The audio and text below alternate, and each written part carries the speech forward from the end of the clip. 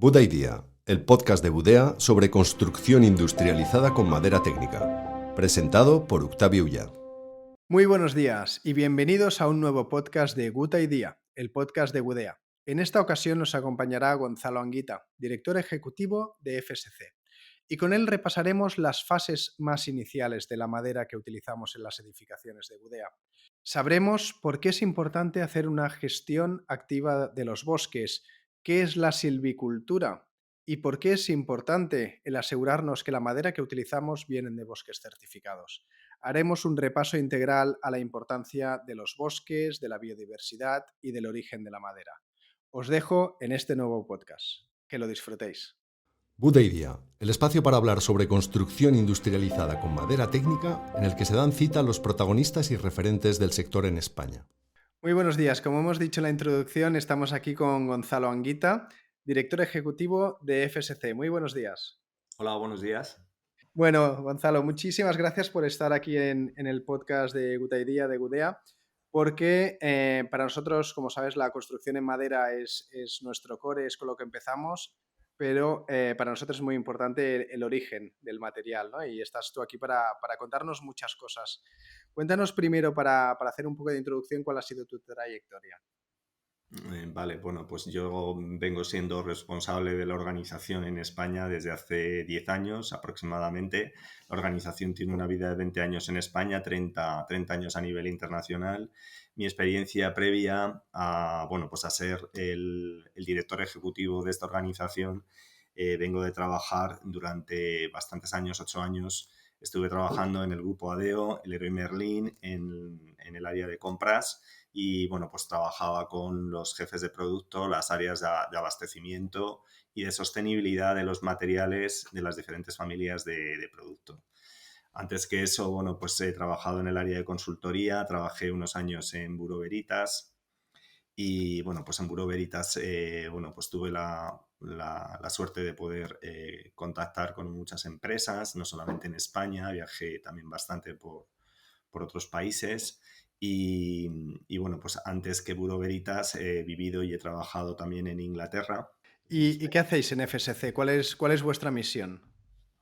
Bueno, FSC es una organización que tenía ya una misión hace casi 30 años, como os digo, en un contexto en el que en las cumbres que había de la Organización de las Naciones Unidas, pues realmente no se habían considerado los temas forestales y los temas de la deforestación, y fue una inflexión en ese momento en las cumbres de Río, cuando pues aparece FSC como una iniciativa de individuales, también de empresas, de entidades también no lucrativas. En California fue cuando empezó para, bueno, pues para marcar este punto, para hablar de la deforestación y para hablar de desarrollar un sistema que evitara la deforestación, con lo que entonces se conocía como the good wood, la buena madera. La buena madera era la madera que procedía de un manejo forestal responsable, que era el que quería representar FSC con sus estándares globales. Y bueno, pues en estos últimos casi 30 años, 20 años en España, seguimos con esa misión. Ahora tenemos otra visión diferente, mucho más amplia, porque ahora pensamos que los bosques no solamente son importantes por el abastecimiento, sino también por todos los servicios que nos prestan a la sociedad. Todos los servicios que prestan los bosques, como bueno, pues todas las funciones regulatorias, climáticas. Y hoy, en la actualidad, estamos hablando de una crisis que tiene dos patas, dos variantes. Una crisis climática, con el cambio climático que estamos experimentando, y una crisis de biodiversidad, de destrucción de biodiversidad. Entonces, hoy más que nunca, tenemos que manifestar la importancia que tienen los bosques, primero por su función regulatoria climática, porque son sumidero de carbono, y otras funciones muy importantes a nivel climático, no solamente que capten carbono o que no lo emitan a la atmósfera para seguir perjudicando si son destruidos, sino que también tienen otras funciones. Bueno, pues proporcionan humedad a la atmósfera, refrescan, limpian la atmósfera, bueno, pues hay muchas cosas de las que podríamos hablar que hacen los bosques que son muy importantes y, lógicamente, la biodiversidad, como digo, es otro área muy importante. Hoy en los bosques, bueno, pues se sabe que el 70% de la biodiversidad del planeta habita en superficies forestales, en selvas, Claro. y, bueno, pues de nuevo, la crisis en la que estamos en la actualidad, bueno, ya sabemos por los últimos informes que hay globales, por ejemplo, el informe que también produce WWF en el mundo, el informe Planeta Vivo, sabemos que en los últimos 50 años ha destruido un 70% de las comunidades de vertebrados en el mundo. Por tanto, ante este contexto que tenemos de crisis global, climática y de biodiversidad, pues el FSC es nuestra organización, está trabajando para mitigar esas amenazas y esos riesgos. ¿Y cómo lo hacemos? Pues es una organización que es en la que yo trabajo, que tiene una estructura de gobernanza determinada, en la que, bueno, pues están representados intereses sociales, ambientales y económicos. Y con esto lo que pretendemos es que tanto las decisiones de la organización como los estándares globales de FSC se incorporan tanto los impactos sociales como los impactos ambientales y, lógicamente, tiene que ser bueno, pues una producción rentable con beneficios económicos y bueno, pues que logre realmente valorizar económicamente esos recursos forestales. Mencionas ahora algunas cosas muy interesantes, ¿no? Porque yo creo que todo el mundo ama los bosques, ¿no? La gente ama sus árboles, los bosques, pero también los bosques tienen muchos clichés que a veces les puede perjudicar, ¿no? Eh, ¿Los bosques hay que gestionarlos? ¿Hay que sacar rentabilidad o hay que dejarlos? Esa es una gran conversación, que es la conversación que muchas veces viene también del sector del ecologismo, del sector más conservacionista, de los bosques, es un buen punto. Realmente, respecto al amor a los bosques, nos lo tenemos que hacer mirar, porque sí te tengo que decir que FSC ha hecho estudios sociológicos y, y realmente no es así. Es decir, los bosques tienen un montón de clichés, como dices tú, de leyendas negras, los bosques se han asociado siempre a la magia, a la brujería, si te fijas en cualquier historia de detectives, de crímenes, siempre hay un bosque en medio. Es decir, que el tema de los bosques siempre tiene asociado un montón de leyenda negra, y nos haría falta precisamente mucha más positividad asociada a los bosques. Con lo que estás comentando, sí que es verdad que hay esas dos visiones. A ver, hoy por hoy se demuestra con el nuevo marco regulatorio europeo de deforestación importada que se va a implementar a lo largo de 2023, recién salido del horno. Se está demostrando que la destrucción y la degradación de los bosques en el mundo está viniendo sobre todo porque hay incentivos económicos que los están transformando en superficies agrícolas y ganaderas, porque el retorno económico que tienen estas actividades es mayor que el retorno económico que tiene el bosque asumiendo sus funciones como superficies forestales. Claro, hay Entonces, como diferentes escenarios, ¿no? O sea, yo lo que tengo entendido es que España no está en una fase de deforestación, sino más bien al contrario, pero a nivel planetario sí que estamos con muchas zonas en deforestación, ¿no? a nivel planetario, aunque se ha mitigado un poco el ritmo de la deforestación en los últimos años, se sigue deforestando el planeta. En las cifras, bueno, pues las cifras oficiales se pueden sacar de la FAO, por ejemplo, que es uno de los Ujú. organismos oficiales vinculado a la Organización de las Naciones Unidas.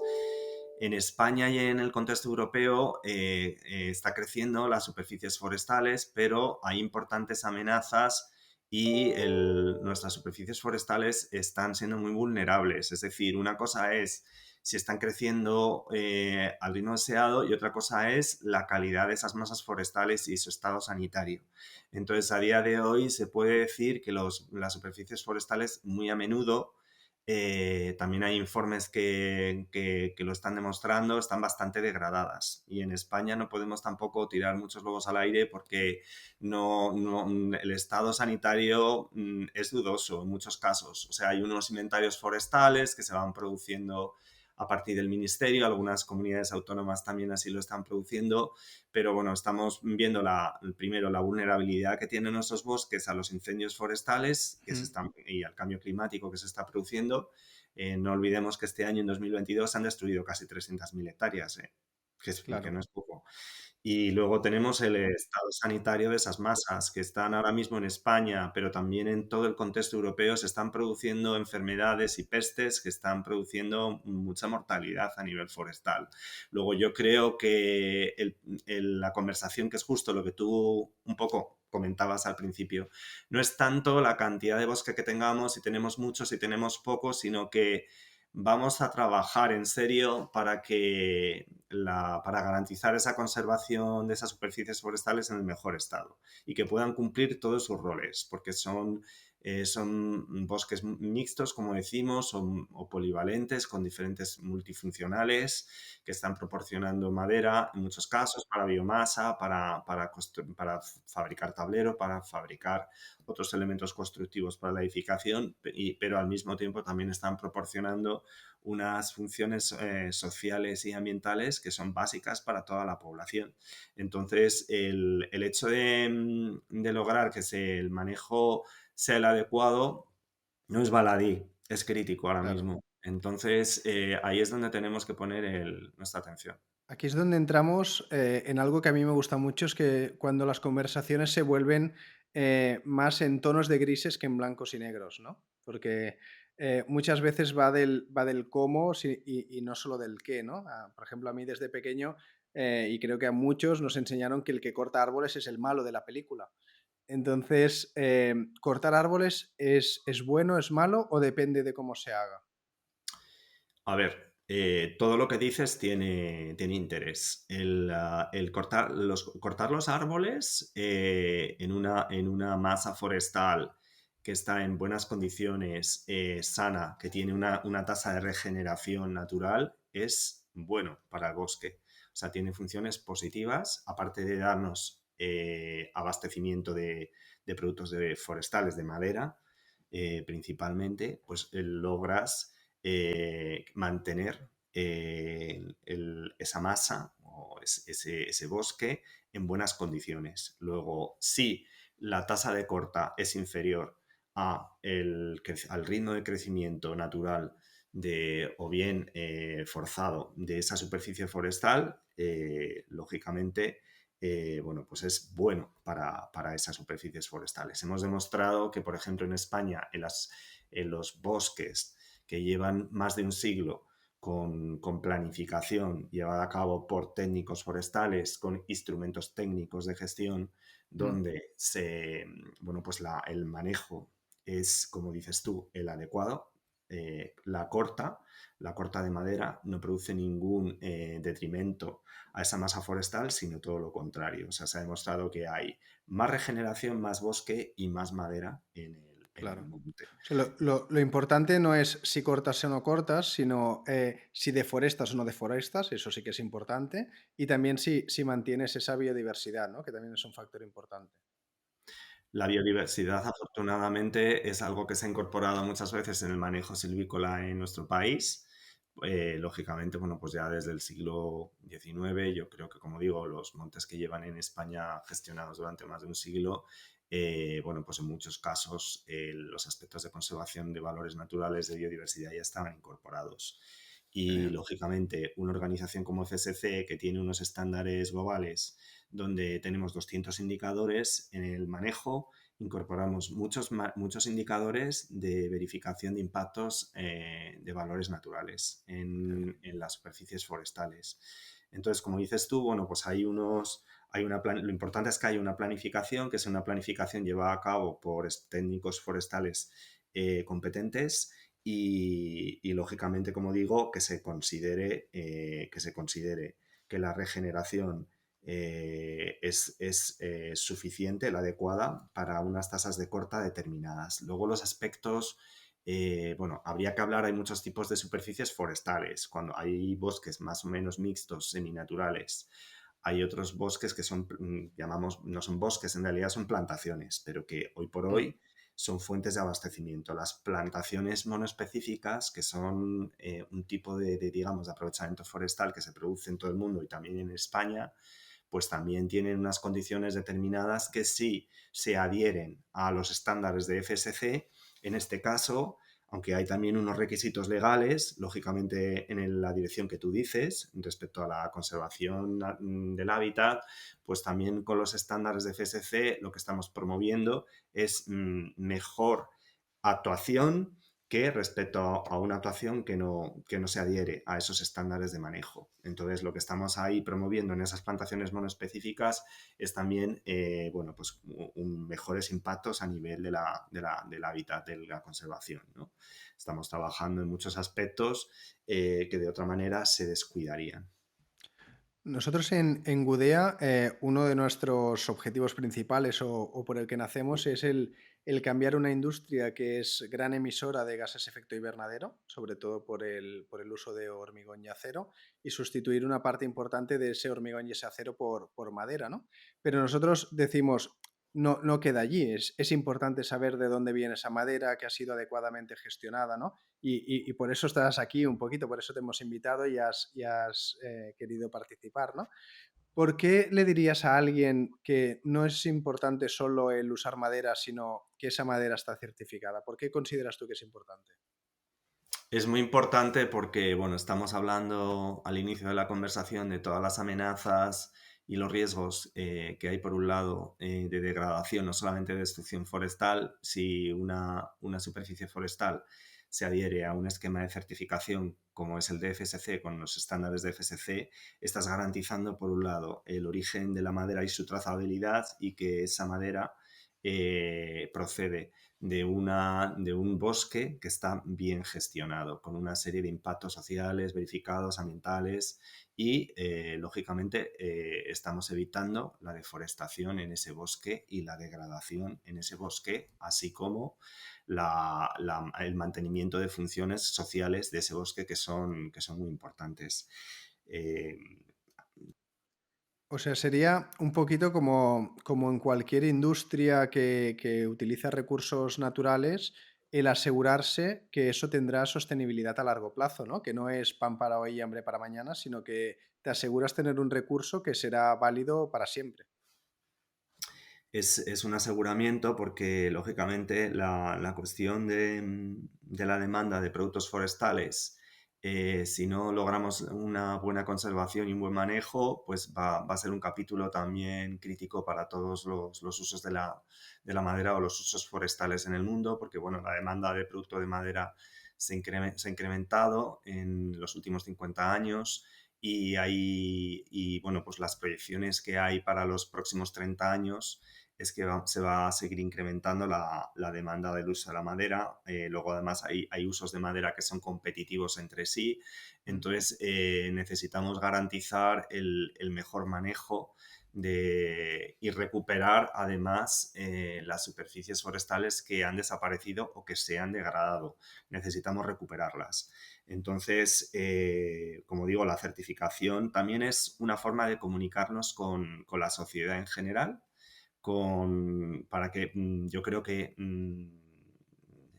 bueno, pues lograr una mayor conciencia social y global de la importancia que tienen las superficies forestales en el mundo, no solamente, como digo, por lo que nos abastecen, sino también por las funciones ecológicas que sustentan, ¿no? Que sustentan los bosques en el mundo.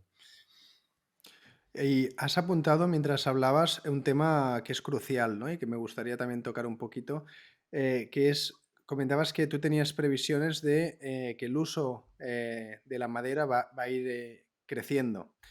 Por nuestro lado también, ¿no? La construcción ahora es inmensamente mayoritaria en hormigón y nosotros queremos que pase a ser una parte relevante en madera. Entonces, la pregunta evidente, ¿no? Que está sobre la mesa es, ¿habrá suficiente madera para atender a esta necesidad? Bueno, yo creo que, lógicamente, como hay unas proyecciones de demanda, tanto a ver, los diferentes gobiernos, las diferentes administraciones forestales, como también la propiedad y la gestión privadas, espero que a reacción también, lógicamente, pues logren conservar sus propiedades forestales y al mismo tiempo hacerlas crecer y mejorar en el futuro. Entonces yo creo que, o sea, no me asusta el hecho de que aumente la demanda de la madera, sino que logrará probablemente generar mayor atención en las superficies forestales porque las necesitamos, son necesarias y porque son necesarias, como dices tú, en el contexto de la descarbonización. Por ejemplo, Mm. el mayor uso de la madera como elementos constructivos para la edificación es algo importante porque representa en el ciclo de vida de los materiales de construcción y de los edificios una oportunidad enorme de reducir las emisiones de carbono a la atmósfera al sustituir Totalmente. productos que son fósiles por otros productos naturales, entre otras cosas, porque también podríamos decir que la madera tiene otra serie de ventajas y beneficios para el usuario en los edificios. Entonces, esta no es algo accesorio, es un punto que tenemos ahí de inflexión en nuestro desarrollo y en nuestras economías y creo que espero, además desde mi organización, ayudar y promover para que así sea. Entonces, lo que sí, todo lo contrario, que debe permitirnos esta mayor demanda de madera es precisamente reducir todas las amenazas de destrucción y degradación que vienen de incentivos económicos para transformar esas superficies en otras cosas. Es decir, Claro. ¿queremos conservar nuestros bosques para proporcionarnos madera o queremos transformarlos en ganaderías para seguir comiendo carne? ¿O bien queremos transformarlos en plantaciones de soja? ¿O bien queremos comercializar ese suelo, degradarlo, destruirlo, comercializar ese suelo para seguir urbanizando? Mm. O bien queremos, por ejemplo, aprovechar esos bosques de manera intensiva para proporcionar energía eléctrica, por ejemplo, son muchas cuestiones que nos podemos hacer y que habrá que hacerse Sí. y considero que va a ser una oportunidad. Precisamente el sector constructivo es una oportunidad, una muy buena oportunidad que tiene en los bosques para ser conservados en el futuro. Claro, porque apuntabas al principio de la conversación, ¿no? Que los principales factores de riesgo o de generación de deforestación eran sobre todo la agricultura o la ramadería. Y hay estudios de que en países nórdicos, donde se ha construido tradicionalmente mucho en madera, la masa forestal ha ido aumentando, ¿no? El tema que veo es que son los plazos, ¿no? Es decir, una actividad económica puede evolucionar relativamente rápido. En 5 años se puede construir mucho más en madera, si se quiere. Pero una gestión forestal es una gestión a más medio largo plazo, ¿no? Cualquier cosa que quieras hacer en un bosque o generar plantaciones nuevas de bosques para tener más madera es un trabajo que entiendo que es en general a 20 o 30 años vista. ¿Cómo lo ves? Bueno, sí, es verdad que la selvicultura es una ciencia, la ciencia forestal es una ciencia a más largo plazo, pero bien, como bien acabas de comentar, bueno, sí que es verdad que ahí se ven diferentes contextos en países donde precisamente la madera, los bosques han proporcionado una renta importante en sus economías, pues han desarrollado modelos de aprovechamiento, a ver, desde mi punto de vista, pues mucho más capitalizados y con mucha más, bueno, pues hay mucha más implicación social en esos modelos de aprovechamiento. O sea, en esos países como son los países nórdicos, bueno, pues se han preocupado de que funcione su modelo de aprovechamiento forestal y, bueno, pues está siendo viable, está funcionando, bueno, pues a un ritmo, al ritmo esperado, al ritmo deseado. En nuestro caso, bueno, pues si estamos hablando de España, de otros países en el ámbito mediterráneo, en Europa, lógicamente las tasas de crecimiento no son iguales a las de esos países nórdicos, tenemos otra estación, tenemos ciertos factores que son preocupantes porque el cambio climático aumenta la vulnerabilidad de las masas forestales, esto ocurre en todo el mundo, pero en el área mediterránea nuestra vulnerabilidad es mayor por el factor climático. Entonces, los ritmos de crecimiento no son los mismos, no serán los esperados, pero sí en nuestro país, por ejemplo, las tasas de aprovechamiento hoy son muy bajas. Hay poco aprovechamiento, hay poca corta, hay un montón de superficies forestales que no están gestionadas en absoluto porque no hay aprovechamientos. ¿Esto por qué Y, pasa? Es decir, en España hay mucho bosque, ¿no? Y mm, seguramente más del que la gente cree, pero mucho no está aprovechado, ¿no? Ese concepto que has apuntado hace un segundo de silvicultura, ¿qué? ¿Qué es lo que tenemos que hacer para aprovechar más los bosques o qué es lo que tiene que pasar? Pues mira, en España la cuestión que tenemos, que ocurre, no somos en eso diferentes a otros países en el ámbito europeo, es que la propiedad sobre todo es privada. Hay a lo mejor en el ámbito, podríamos decir que un 70% de nuestra superficie forestal es privada y un 30% es pública. Hay diferencias en diferentes regiones, en diferentes comunidades autónomas. En algunas se cumple este balance y en otras incluso la superficie privada es más alta. Entonces, lo que ocurre, bueno, en general lo que ocurre es que hay bastante abandono porque, bueno, hay diferentes estructuras de propiedad privada en España, pero probablemente la más representativa es la pequeña o micropropiedad forestal en España Que ese es por el problema, ¿no? los... Entiendo. Es decir, que sea privada, al final los agentes privados en general quieren rentabilizar sus recursos. O sea, el hecho de que sea propiedad pequeña es lo que hace que no tengan esos incentivos de volumen a lo mejor para rentabilizarlo. Es así, eso ha venido sobre todo por por el ámbito de las herencias, bueno, pues, ordenamientos de herencias que son medievales y que han ido pues dividiendo cada vez, fragmentando cada vez la superficie. Entonces, bueno, en ese ámbito lo que FSC lleva trabajando con éxito, pero a un grado demasiado lento, tenemos que ir más rápido, es lo que llamamos, bueno, pues en el ámbito de la cooperación. Cooperemos, Claro. juntémonos, produzcamos asociación. Entonces, unión entre propietarios privados a nivel forestal. Entonces, fíjate que en Galicia y en la cornisa cantábrica, pero sobre todo Galicia, donde a día de hoy la propiedad está más fragmentada que en ninguna parte más del territorio en España y sin embargo está funcionando.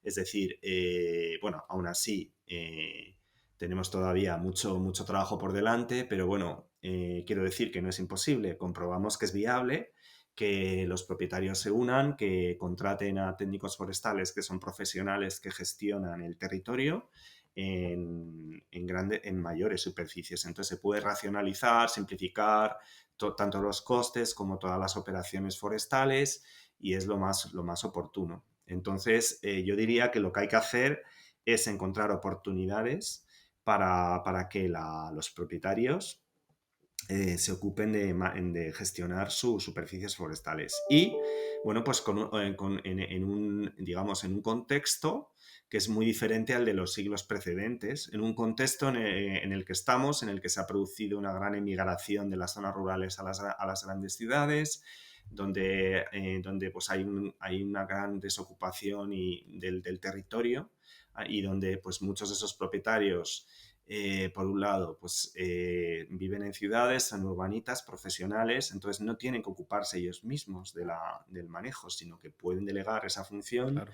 en profesionales que son los que se ocuparían. Y luego ahí tenemos el otro gran factor, aparte del que estamos comentando, es que precisamente en una pirámide poblacional española de envejecimiento, también tenemos esa situación se está produciendo porque hay mucha superficie forestal privada que a día de hoy no tiene dueños. Esas personas han fallecido, a lo mejor sus Ya. descendientes no se han preocupado, entonces hay un problema a nivel catastral en grandes partes del territorio. Y eso es otro tema que está ahí y que se tiene que solucionar. Entonces, bien, entonces yo diría que el foco tiene mucho que ver con lo privado.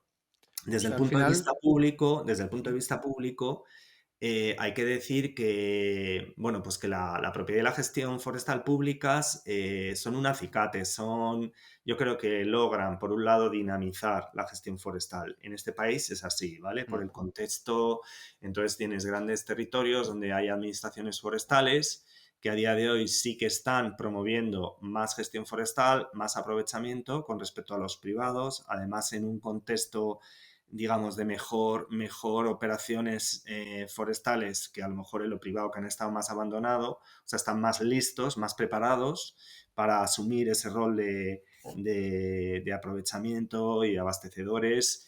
Y bueno, pues con el reto que tienen estas administraciones forestales que no tienen suficiente, no están capitalizadas y tienen pocos recursos humanos.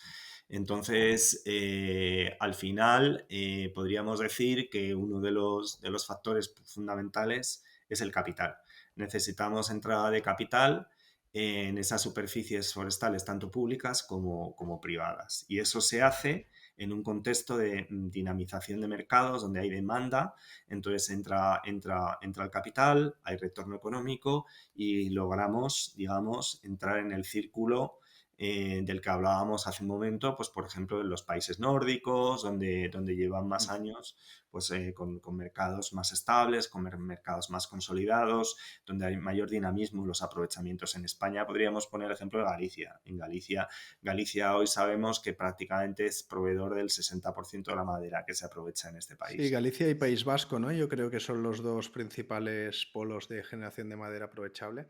Muy Mm. bien. Entonces, al final un poquito la receta, que no es nada sencilla, es por un lado, hay que agrupar a todos esos propietarios individuales para que con volumen puedan afrontar inversiones, acciones de lobby, una venta de un volumen que se mantenga en el tiempo para la industria, etcétera.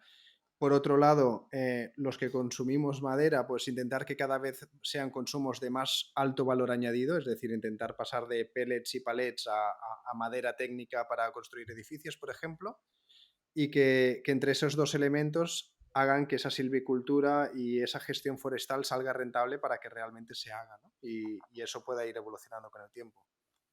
Ese es un buen punto que has señalado, que yo no lo había comentado. Está en la estrategia forestal europea, la estrategia en cascada, que se llama, que se Ujú. trata precisamente de, bueno, pues de priorizar en los aprovechamientos forestales los productos que tienen mayor valor añadido y sobre todo, pues claro, no es lo mismo un producto de madera constructivo que tiene un ciclo de vida donde vamos a garantizar la captura de carbono en todo su ciclo de vida y además hay una circularidad al final de su aprovechamiento que a lo mejor un producto de madera que se está utilizando, por ejemplo, pues para quemar y emitir carbono a la atmósfera, entonces Claro. tienes una función, sí que es verdad que hay una función de captación de carbono, pero que luego se Es muy neutraliza temporal, ¿no? Dura muy poquito. cuando se emite a la atmósfera.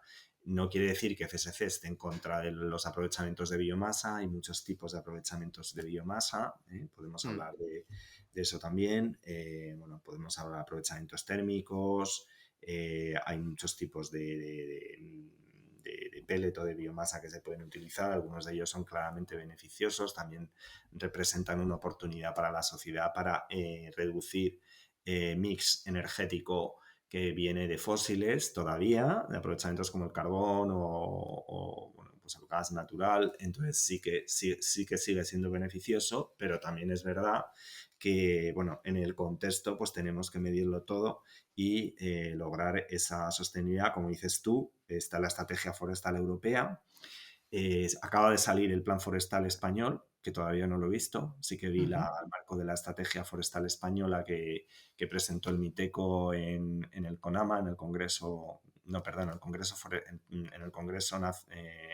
Forestal Español. No ha sido en CONAMA, que en CONAMA hemos visto otras cosas. Entonces, bueno, pues es así, ¿no? Hay una estrategia en cascada y tenemos que priorizar productos. Entonces, ese es uno de los retos que tenemos en la actualidad y que yo creo que lograremos solucionarlo cuando se vayan consolidando estos mercados y demanda de la madera para otros usos, como por ejemplo el constructivo.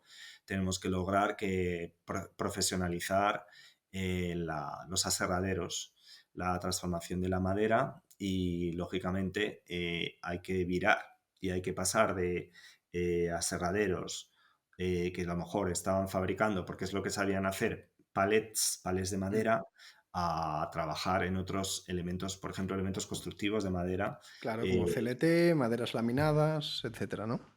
sí, es Muy así. bien.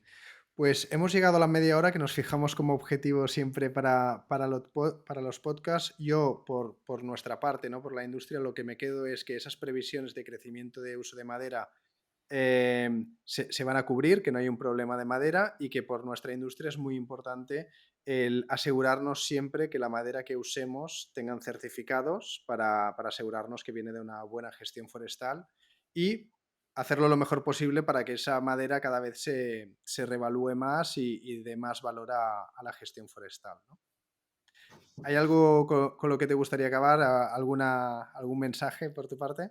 Sí, yo el mensaje que tengo, por un lado, es muy positivo porque sé que los prescriptores en el ámbito de la construcción son profesionales que están concienciados y que saben el valor que tiene la madera, pero precisamente por un lado, con los certificados de la gestión forestal y de la cadena de custodia de la madera, esos profesionales pueden estar seguros de que no vamos a proveer materiales que fomentan destrucción y degradación forestal. Y por otro lado, sí que me gustaría dar el mensaje que, igual que llevamos unas décadas promoviendo los sellos de sostenibilidad de la construcción, han sido una oportunidad también para promover el consumo de madera certificada.